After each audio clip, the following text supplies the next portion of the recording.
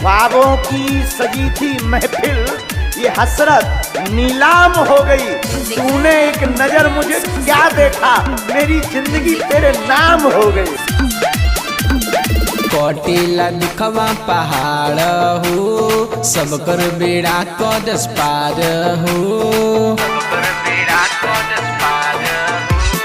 कटेला दुखवा पहाड़ हो, सब कर बेड़ा करस पार हो। इनका भगती में हवे नहीं तनको खर्चा, दुख खत्म होला जेकर बने परचा।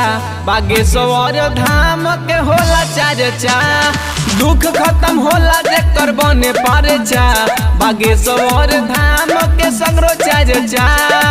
मैं अगर तड़पूं तो तड़पूं मगर तुम ना मेरे लिए तड़पना।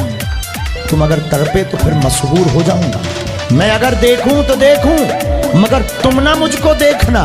तुमने अगर देखा तो फिर आंखों से बहुत दूर हो जाऊंगा। बालाजी के भक्त लगावे दरबार, सब कर विनती होला स्वीकार।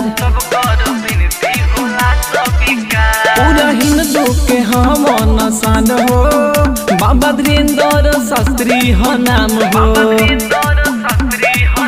कोई काल भी नहीं ने का ऊपर आवेला, दुख खत्म होला जेकर बने परचा। बागेश्वर धाम के होला चर्चा, दुख खत्म होला जेकर बने परचा। बागेश्वर धाम के संगरो चर्चा। सितारों को आंखों में महफूज रखना, क्योंकि बहुत देर तक रात ही रात होगी।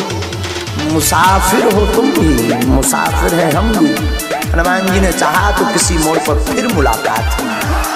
देखी के चेहरा जानस मन के बात हो, इनके में बसेले हनुमत साक्षात हो। दीपक अजय भी ले ले ईमान हो, बन के अइले कल युग में भगवान हो।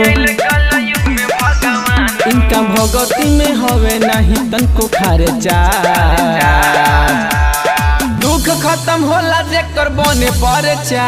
बागेश्वर धाम के होला चर्चा, दुख खत्म होला जेकर बने परचा।